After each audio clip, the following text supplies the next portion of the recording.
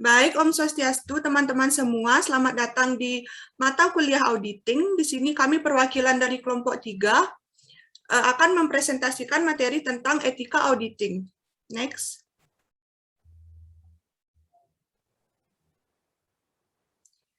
Adapun anggota dari kelompok 3, yaitu yang pertama saya sendiri, Niputu Lisayanti dengan NIM 2017-05-1058, dan rekan saya.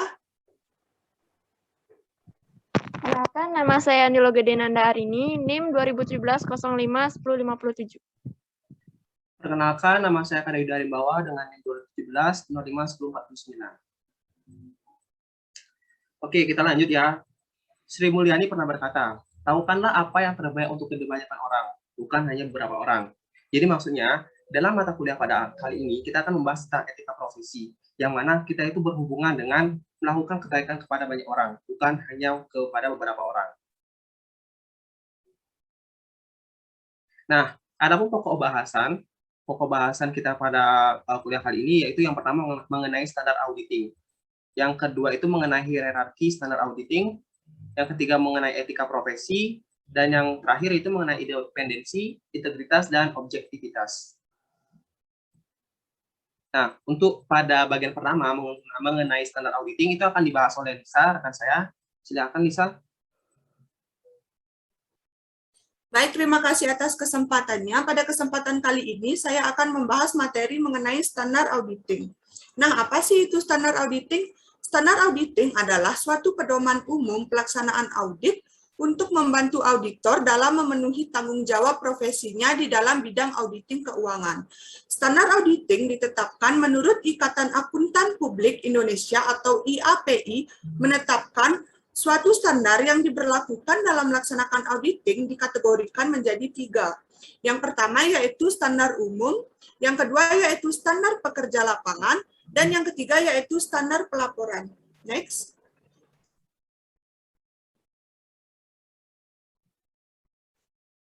Baik, yang pertama yaitu standar umum. Nah, standar umum menekankan pada pentingnya kualitas pribadi yang dimiliki oleh seorang auditor. Nah, dalam hal ini, seorang auditor harus telah melakukan pelatihan serta kecakapan khusus mengenai teknik yang memadai yang diperuntukkan sebagai seorang auditor. Dan yang kedua yaitu standar pelaporan. Di dalam standar pelaporan mensyaratkan bahwa laporan auditor harus menyertakan bahwa laporan keuangan telah disajikan sesuai dengan prinsip akuntansi yang telah berlaku secara umum. Next.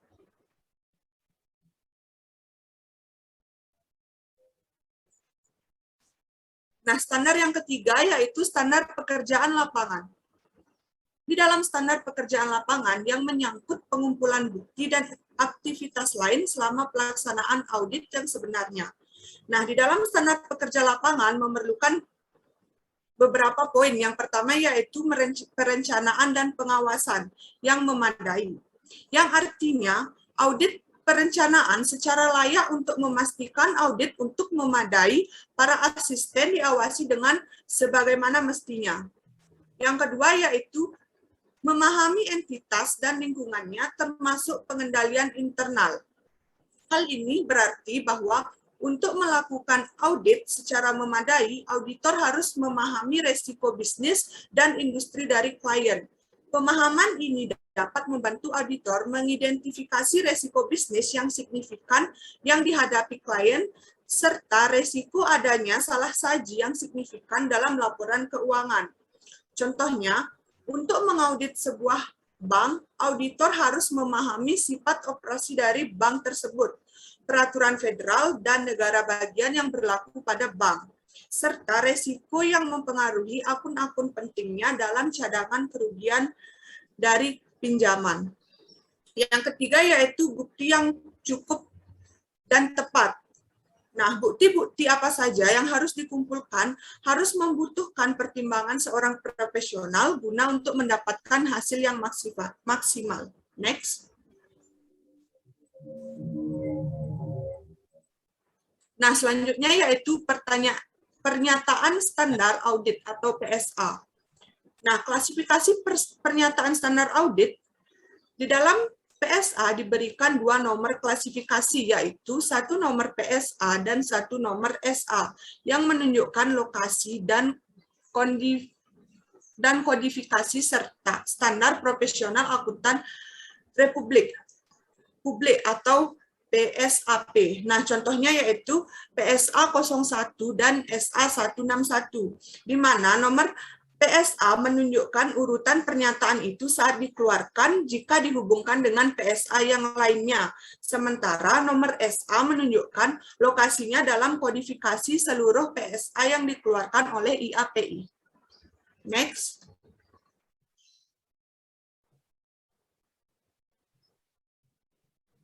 Nah, selanjutnya yaitu hierarki dari standar auditing. Standar auditing yang berlaku umum tersebut telah saya jelaskan berlaku 3 poin, yaitu standar umum, standar pekerja lapangan, serta standar pelaporan hasil. Nah, dalam standar umum mencakup beberapa poin. Yang pertama yaitu audit harus dilakukan oleh seseorang yang telah melakukan pelatihan dan memiliki kecakapan teknis yang memadai sebagai seorang auditor. Yang kedua yaitu auditor harus mempertanggungjawabkan sifat mental dan independen dalam semua hal yang berhubungan dengan audit. Dan yang ketiga yaitu auditor harus menerapkan kemahiran profesionalnya dalam melaksanakan audit dan dalam menyusun laporan. Selanjutnya yaitu pekerjaan lapangan. Di dalam pekerja lapangan juga memuat beberapa poin. Yang pertama yaitu auditor harus merencanakan pekerjaan yang memadai dan mengawasi semua asisten sebagaimana mestinya. Yang kedua, auditor harus memperoleh pemahaman yang cukup mengenai entitas serta lingkungannya, termasuk pengendalian internal, untuk memulai resiko salah saji yang signifikan ke laporan keuangan, karena kesalahan atau kecurangan untuk merancang sifat, waktu, serta luas prosedur audit selanjutnya. Dan yang ketiga, auditor harus memperoleh cukup bukti audit yang tepat dengan melakukan prosedur audit agar memiliki dasar yang layak untuk memberikan pendapat serta menyangkut laporan keuangan yang mereka audit. Dan yang ketiga, pelaporan hasil juga mencakup beberapa poin. Yang pertama yaitu auditor harus menyatakan dalam laporan auditor apakah laporan keuangan telah disajikan sesuai dengan prinsip-prinsip akuntan yang berlaku secara umum. Yang kedua, auditor harus mengidentifikasi dalam laporan auditor mengenai keadaan di mana prinsip-prinsip tersebut tidak secara konsisten diikuti selama periode berjalan jika dikaitkan dengan periode selanjutnya. 3. Jika auditor menetapkan bahwa pengungkapan yang informatif belum memadai, maka auditor harus menyatakannya dalam laporan auditor. Dan yang keempat yaitu auditor harus menyatakan pendapat mengenai laporan keuangan serta keseluruhan atau menyatakan bahwa suatu pendapat tidak dapat diberikan di dalam laporan auditor jika didapat menyatakan satu pendapat serta keseluruhan, maka auditor harus menyatakan alasan-alasan yang memadai dalam laporan auditor tersebut. Next.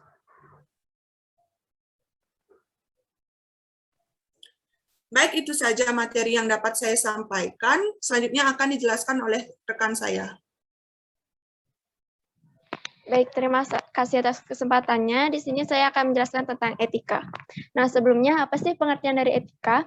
Etika dapat didefinisikan secara luas sebagai seperangkat prinsip-prinsip moral atau nilai-nilai. Contohnya seperangkat prinsip moral dan nilai termasuk hukum dan peraturan, doktrin agama, dan kode etik bisnis untuk kelompok-kelompok profesional seperti akuntan publik dan kode etik dalam organisasi. Merupakan suatu hal yang umum bila setiap orang memiliki perbedaan dalam prinsip dan nilai serta kepentingan relatif yang terkait dengan prinsip-prinsip tersebut. Perbedaan ini merupakan gambaran dari pengalaman, kesuksesan, dan kegagalan serta pengaruh dari lingkungan. Yang kedua yaitu kebutuhan akan etika.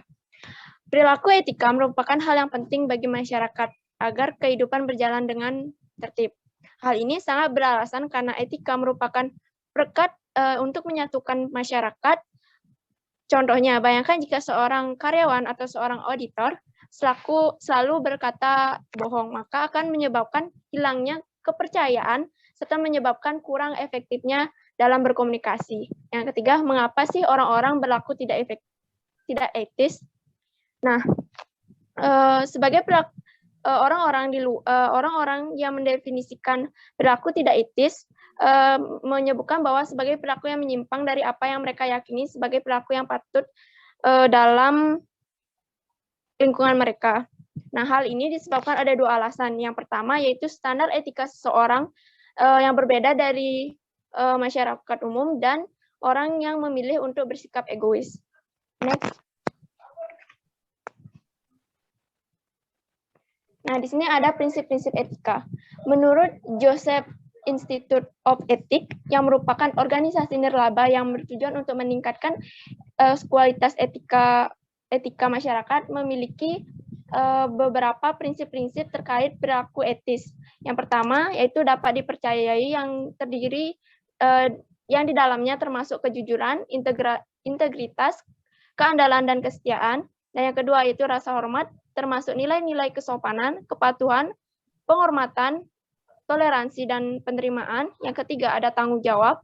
Tanggung jawab terhadap tindakan yang dilakukannya dan memberikan batasan. Yang keempat yaitu ada kewajaran, kewajaran dan keadilan. Keadilan termasuk masalah-masalah kesetaraan, objektivitas, profesional, keterbukaan, dan ketetapan. Yang kelima ada kepedulian, berarti secara tulus memberikan kesejahteraan orang lain, termasuk berlaku empati dan menunjukkan rasa kasih sayang. Dan keenam yaitu kewarganegaraan, termasuk mematuhi hukum dan menjalankan kewajiban sebagai bagian dari masyarakat. Next. Nah, di sini juga ada yang namanya dilema etika. Nah, apa sih dilema etika? Dilema etika yaitu situasi yang dihadapi oleh seseorang yang mana ia harus membuat keputusan mengenai perilaku yang patut. Seperti contohnya, para editor, angkutan, dan bisnis lainnya menghadapi banyak dilema. Seperti contohnya, mereka terlibat dengan klien yang mengancam akan mencari auditor baru apabila opininya mereka tuh kurang memuaskan. Atau memutuskan apakah keputusan dia itu akan menentang supervisor yang berperilaku tidak etis. Itu merupakan salah satu dilema yang harus dihadapi oleh auditor. Selanjutnya ada pembenaran atas perilaku tidak etis. Nah, ada beberapa cara untuk menyelesaikan dilema etika. Namun perlu diperhatikan agar metode itu tidak membenarkan perilaku yang tidak etis. Seperti contohnya yang pertama itu semua orang melakukannya. Kita bisa ambil contoh pembayaran pajak. Nah, banyak kejadian-kejadian yang memalsukan pajak karena semua orang melakukannya. Hal tersebut itu dianggap etis, tapi sebenarnya itu tidak etis. Itu. Yang kedua, jika ini legal maka itu etis. Nah, metode ini maksudnya itu ada sebuah kehilangan dan seseorang dicurigai mengambil barang tersebut karena barangnya sama. Nah, karena tidak ada yang bukti yang jelas, maka tidak dapat dituntut atau tidak dapat diakui bahwa barang itu adalah barang yang hilang. Itu. Yang ketiga, ya kemungkinan terbongkar dan konsekuensinya. Ini dapat diambil contoh, barang yang telah dibeli tidak dapat dikembalikan kecuali ada perjanjian. Hal ini karena kemungkinan penjual merasa bahwa pelanggan akan merespon untuk menerima ganti rugi. Jadi penjual memberitahu kepada pembeli mengenai kesalahannya tuh dari sekarang. Selanjutnya ada menyelesaikan dilema etika. Ada beberapa hal yang dikembangkan untuk membantu orang-orang mengatasi masalah dilema etika. Tujuannya itu untuk membantu mengidentifikasi isu-isu etika dan memutuskan tindakan yang tepat. Ada yang bisa disebut dengan pendekatan 6 langkah. Di antaranya yang pertama memperoleh data-data relevan yang berupa fakta-fakta, dan yang kedua yaitu mengidentifikasi masalah yang muncul dari fakta-fakta tersebut. Yang ketiga yaitu memutuskan bagaimana dan siapa yang bakal berdampak dari fakta-fakta tersebut. Yang keempat yaitu mengidentifikasi alternatif-alternatif yang tersedia.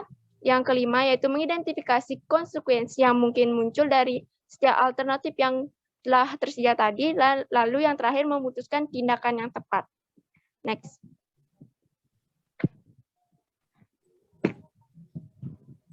Nah, kebutuhan khusus terhadap kode etik profesi. Nah, profesional berarti tanggung jawab untuk berperilaku lebih dari sekadar memenuhi tanggung jawab serta secara individu dan ketentuan dalam peraturan dan hukum masyarakat. Nah, contohnya sebagai seorang akuntan publik, sebagai seorang yang profesional harus menyadari adanya tanggung jawab kepada publik seperti kepada klien dan para sesama rekan praktisi, termasuk perilaku yang hormat, bahkan jika hal tersebut berarti harus melakukan pengorbanan atas kepentingan pribadi. Lalu, alasan adanya harapan yang begitu tinggi pada penerapan etika bagi para profesional adalah kebutuhan akan kepercayaan publik dan kualitas pelayanan yang diberikan oleh para profesional tersebut. Nah, bagi profesi akuntan publik merupakan hal yang penting bahwa klien dan pihak-pihak eksternal pengguna laporan keuangan untuk memiliki kepercayaan dalam kualitas audit dan jasa lainnya yang diberikan oleh akuntan publik tersebut. Jika pengguna tidak memiliki kepercayaan pada akuntan publik, maka profesional tersebut akan kehilangan kemampuan untuk melayani klien dan juga masyarakat umum secara efektif. Next.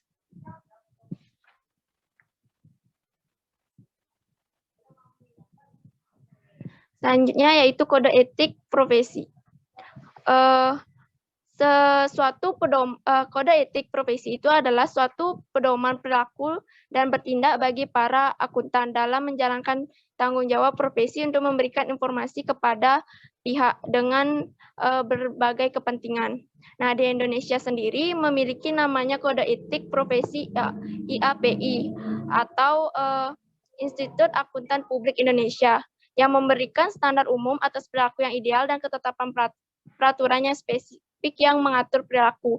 Adapun kode etik ini terdiri dari 3 bagian, yaitu bagian A, yaitu penerapan umum atas kode etik, bagian B, anggota dalam praktik publik, dan bagian C, anggota dalam bisnis. Next.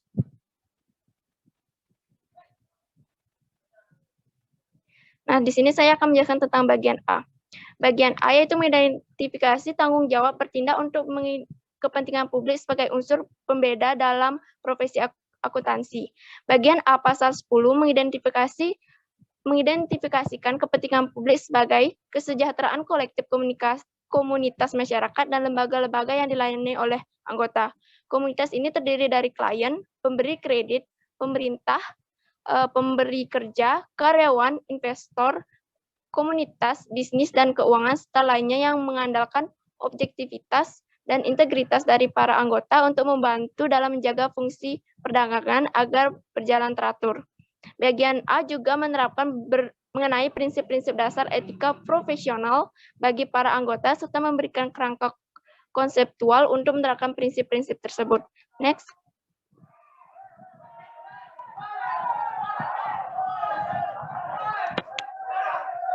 Nah, prinsip-prinsip dasar etika profesional itu terdiri dari 5 bagian. Yang pertama yaitu integritas, yaitu jujur, adil, dan sebenar-benarnya dalam hubungan profesional mereka.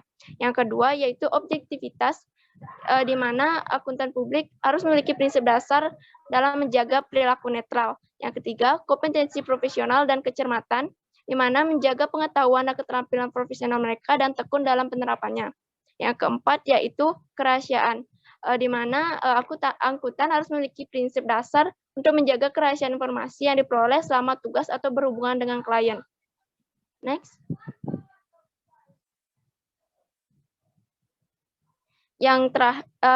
Prinsip dasar yang terakhir yaitu berperilaku profesional, di mana menahan diri dari setiap perilaku yang mendiskreditkan profesi mereka. Nah, selain itu juga ada prinsip-prinsip umum yang terdiri dari 3 hal. Nah, prinsip-prinsip umum ini adalah kode etik akuntan mengadopsi prinsip-prinsip umum karena tidak mungkin untuk mengantisipasi setiap kemungkinan situasi yang akan menimbulkan masalah etika bagi akuntan profesi. Di antaranya ada 3, yaitu pertama ancaman, kedua pengamanan, dan ketiga resolusi konflik. Next.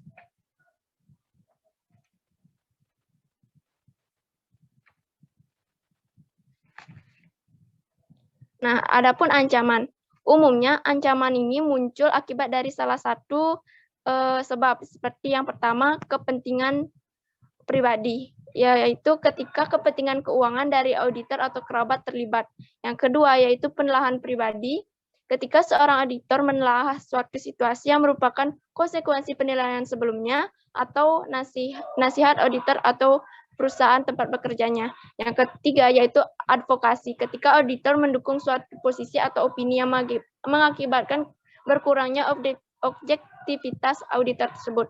Yang keempat, yaitu kesepahaman, ketika auditor menjadi sangat perhatian terhadap kepentingan pihak lain disebabkan karena hubungan dekat dengan pihak tersebut. Yang terakhir ada intimidasi, ketika tindakan yang dilakukan oleh auditor dapat dinegosiasikan dengan menggunakan ancaman nyata atau ancaman palsu.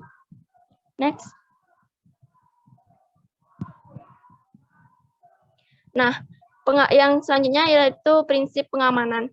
Kode etik mengidentifikasi dua kategori pengamanan yang mampu mengurangi ancaman sampai pada tingkat yang tepat diterima.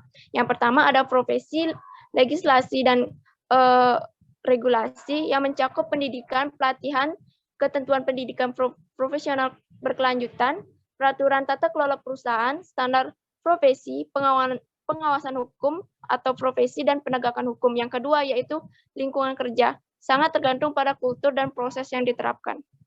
Next.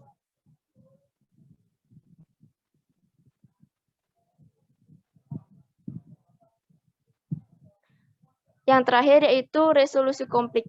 Kode etik mendukung proses penyelesaian konflik etika yang konsisten dengan pendekatan 6 langkah untuk mengatasi masalah dilema etika yang telah diidentifikasi di antaranya. Yang pertama yaitu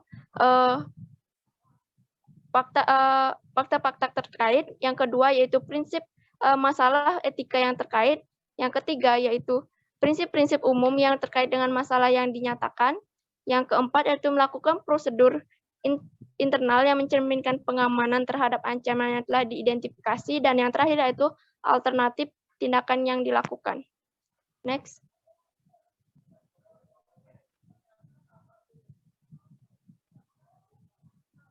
Nah, panduan khusus dalam kode etik profesional.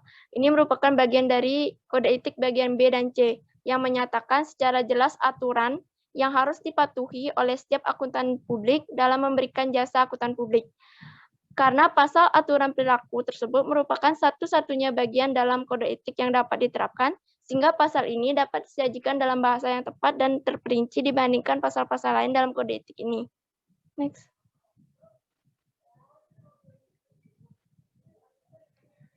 Berikut muatan kode etik bagian B dan C yang berisikan 9 pasal utama, yang diantaranya 210 yang berisikan tentang penunjukan profesional, yang kedua yaitu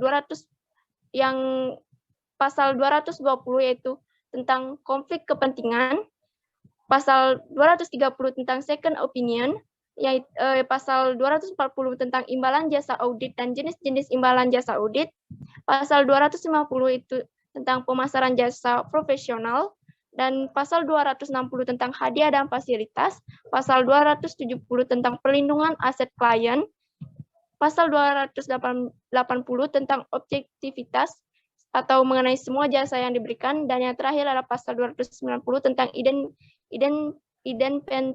independensi atau jasa kerja audit.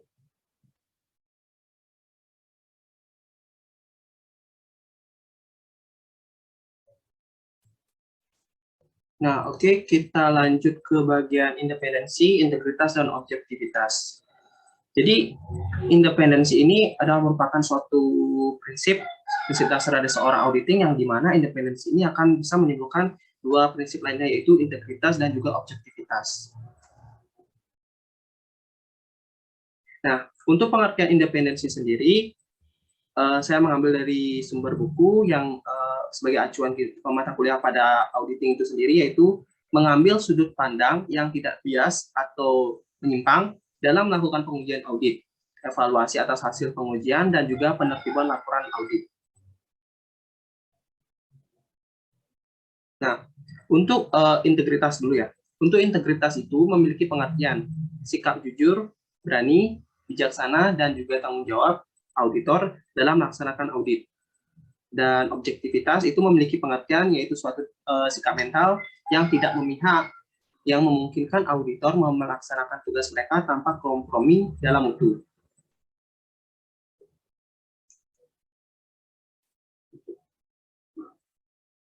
Nah, kita membahas ruang luas independensi terlebih dahulu. Jadi independensi ini itu memiliki dua ruang. Kalau saya artikan sendiri secara pribadi itu memiliki dua ruang. Independensi yang dapat dilihat dalam fakta dan juga independensi yang dilihat dalam penampilan. Nah, untuk independensi dalam fakta atau dalam pikiran sendiri itu muncul ketika auditor secara nyata menjaga sikap objektif selama melakukan audit. Jadi maksudnya seperti ini. Ketika seorang auditor itu melaksanakan pekerjaannya di lapangan, independensi itu muncul dari dalam dirinya sendiri. Seseorang auditor itu memiliki sifat yang atau karakteristik yang tidak menyimpang dalam pengambilan keputusan itu dalam dirinya sendiri, itu disebut sebagai independensi dalam fakta atau dalam pikiran. Nah, untuk independensi dalam penampilan itu merupakan interpretasi atau pendapat orang lain terhadap independensi auditor tersebut. Jadi kalau independensi dalam penampilan ini itu berasal dari orang lain yang memberikan pendapat bahwa seorang auditor A, seorang auditor B itu memiliki independensi dalam melakukan evaluasi kerjanya. Bisa dikatakan juga kalau independensi dalam fakta, yang pertama itu adalah independensi dalam ruang lingkup internal, dan juga independensi dalam penampilan itu bisa dikatakan sebagai independensi dalam ruang lingkup eksternal. Nah, kita langsung lanjut ke ketentuan Bapepam LK terkait independensi auditor. Untuk Bapepam sendiri, itu kan merupakan suatu, kemarin sudah dibahas ya, itu merupakan suatu organisasi juga. Jadi Bapepam itu mengeluarkan ketentuan-ketentuan terhadap para auditor di Indonesia terutama dengan mengadopsi peraturan mencerminkan dari yang berasal dari di Amerika Serikat itu bernama Sarbanes-Oxley yang di Amerika Serikat.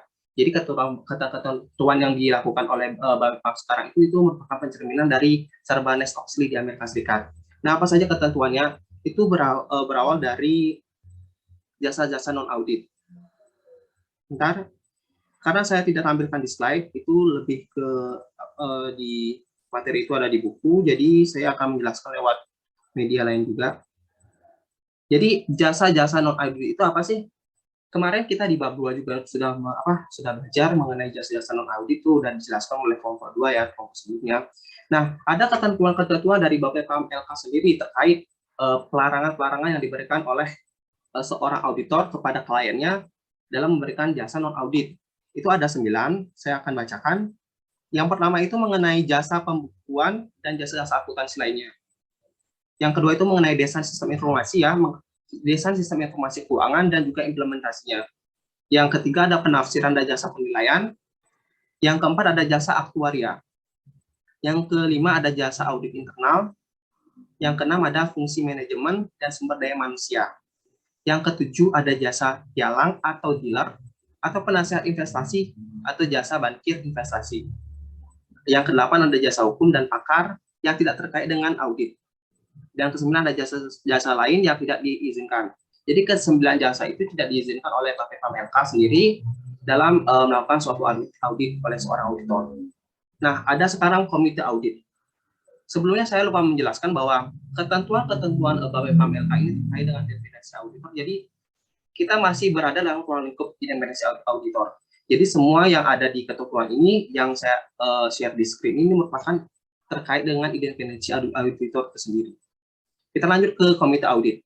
Nah, apa sih komite audit itu? Jadi secara singkat yang saya baca, komite audit itu dibentuk oleh pihak eksternal dari perusahaan itu sendiri untuk membantu sang auditor dalam membangun independensinya. Jadi Bapepam sendiri menjelaskan bahwa untuk komite audit ini bisa dapat meningkatkan independensi dan peran dari seorang auditor. Persyaratan di atas juga menguatkan independensi dengan secara efektif, membuat komite audit sebagai klien bagi perusahaan publik daripada manajemen. Nah, komite audit ini juga itu tidak ada hubungannya dengan manajemen di dalam internal perusahaan. Jadi itu bisa dapat menekankan atau bisa dapat meningkatkan independensi dari auditor itu sendiri. Seperti itu. Nah, untuk yang selanjutnya itu mengenai konflik-konflik yang timbul dari hubungan kerja. Nah, di sini ada kata kunci dari bekerja sama. Terkadang seorang auditor itu kan setelah dia melakukan evaluasi kerja di auditor perusahaan, itu mereka ditawari pekerjaan oleh perusahaan yang pernah dia audit, dan itu merupakan suatu hal yang negatif bagi Bapepam sendiri, makanya dia mengeluarkan ketentuan-ketentuan tersebut. Jadi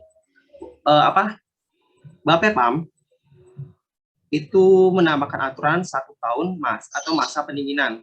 Jadi sebelum seorang bekas anggota tim audit itu dapat bekerja pada klien dalam sejumlah posisi sebagai manajemen, hal ini memiliki implikasi penting untuk seorang auditor yang bekerja untuk sebuah KAP yang lalu menerima tawaran kerja dari klien publik untuk posisi direktur utama atau CEO. Jadi maksudnya di sini adalah kata kuncinya itu ada masa pendinginan. Untuk lebih jelasnya mungkin kalian bisa pahami sendiri di buku, karena saya tersendiri juga kurang jelas terhadap hal tersebut. Dan lanjut ke rotasi partner cup. Tentang rotasi partner cup sendiri, ini hampir sama dengan materi peer review. Jadi seorang auditor itu tidak secara terus-menerus harus mengaudit pada perusahaan yang sama. Ketentuan Bapepam itu menegaskan 3 tahun untuk Pak Auditor itu sendiri dan 6 untuk kantor akuntan publik. Jadi secara intinya itu seorang auditor itu tak boleh melakukan auditor pada perusahaan yang sama. Dan yang terakhir itu kepentingan kepemilikan. Nah, kepentingan kepemilikan yang dimaksud di sini adalah yang saya tangkap adalah kepemilikan saham-saham di atas perusahaan yang kita audit. Jadi seorang auditor yang memiliki saham A, perusahaan A misalnya sejumlah sedemikian sebanyak sekian, itu tidak boleh melakukan pengauditan di perusahaan A tersebut karena merupakan suatu ada keterikatan suatu kepemilikan dari perusahaan tersebut. Nanti Bapepam kita juga menilai kan kalau hal itu terjadi, kemungkinan besar akan terjadi hal-hal dalam ruang itu kerjasama itu sendiri. Kalian pasti paham kerjasama apa yang saya akan maksud. Nah, kita lanjut ke bantuan-bantuan untuk menjaga independensi dan integritas audit. Ini masih dalam ruang lingkup independensi independensi seorang auditor. Jadi dalam buku materi itu sebenarnya dijelaskan sangat banyak sekali. Namun saya lebih memilih dalam poin-poinnya saja. Jadi bantuan-bantuan untuk menjaga independensi dan integritas audit ini ada yang pertama itu mengenai perlindungan kertas kerja. Nah, perlindungan kertas kerja ini itu ada 3 poin. Yang pertama kerahasiaan klien, integritas audit, dan keuntungan pribadi. Untuk kerahasiaan klien, nah seorang auditor itu pasti kan menelusuri atau menelisik berupa data-data penting dari suatu perusahaan itu sendiri. Jadi bisa dibilang lah auditor itu juga memegang rahasia-rahasia atau data-data rahasia dari suatu perusahaan. Jadi seorang auditor itu seharusnya menjaga apa yang menjadi suatu rahasia dari dalam perusahaan tersebut. Misalnya data rahasia itu yang berupa data penggajian, itu data biaya pokok produksi atau biaya produksi suatu produk. Itu merupakan suatu data rahasia yang memang harus dijaga oleh auditor itu sendiri. Seperti itu. Integritas audit. Kita lanjut ke integritas audit. Nah, kalau untuk integritas audit ini, perlindungan kertas kerja itu yang diberikan oleh seorang auditor kepada klien itu memang harus dijaga. Harus dijaga antara sisi klien dan juga sisi auditor. Jangan sampai data-data yang diberikan itu bocor. Jadi kertas kerja seorang auditor pasti memiliki kertas kerja kan dalam evaluasinya. Jadi kertas kerja yang dimaksud itu harus hanya boleh dilakukan oleh pihak auditor dan juga pihak pada kliennya, seperti itu. Dan yang ketiga itu keuntungan pribadi. Nah, kalau keuntungan pribadi itu hampir sama sih sama kerahasiaan klien, namun dalam hal ini lebih menekankan pada keuntungan pribadi si auditor. Jadi setelah dia mendapatkan data-data informasi penting dari perusahaan ataupun data-data rahasia, itu tidak boleh digunakan bagi si auditor untuk keuntungan pribadinya. Mungkin auditor itu dengan iseng menjual atau membocorkannya kepada pihak lain seperti itu. Jadi tidak boleh, karena itu bisa mencemari independensi auditor itu sendiri.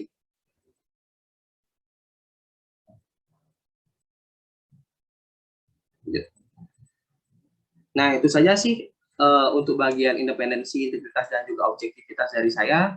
Selanjutnya mungkin rekan saya akan menutup presentasi pada kuliah hari ini. Baik, sekian presentasi dari kelompok kami. Apabila ada kesalahan kata maupun kendala pada saat melakukan presentasi, kami semua mohon maaf. Akhir kata kami ucapkan terima kasih. Om Santi Santi Santi Om.